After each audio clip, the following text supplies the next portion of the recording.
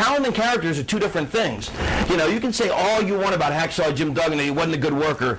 Bullshit. The guy put asses in seats, and you can check his track record in Mid-South UWF. He put a lot of asses in seats, and I would much rather have a guy who puts asses in seats than the guy who can do a bunch of crazy moves. Just because someone is critically by the sheets of the internet, oh, this guy's phenomenal, doesn't mean anything, because they're not taking into account whether people, like, I'll give you the best example. When I was in ECW, Benoit and Guerrero, actually, I'm sorry, it was Eddie Guerrero and Dean Malenko, who everybody raves as two great, phenomenal workers, blah, blah, blah. I remember being at matches where the crowd booed him out of the building to the point where Dean Malenko would grab the mic and tell the people to shut the fuck up because, you know, it's fucking insulting. They're busting their ass, and he was right, but still, the crowd didn't care.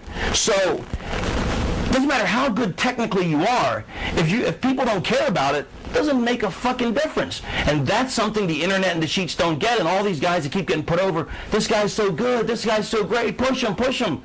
Well, you can't push him if they don't have the skills to carry it. You know what I mean? Eddie Guerrero didn't become a true star until he became charismatic on his own. I mean, because Eddie was teamed with Art Barr, and they were love machines, and Art was the character of the team. Art was he was the charisma, he was the entertainment, and Eddie was, I mean, and a phenomenal worker, and Eddie was just the worker as well.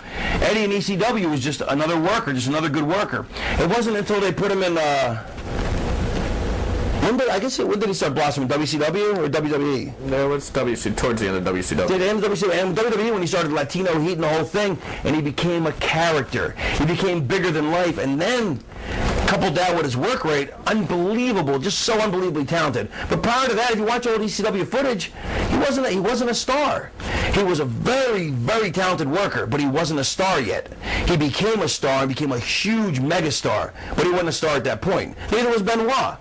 You know, Benoit didn't have that star power back then, and which is a reason why, and because he was small back then, you know.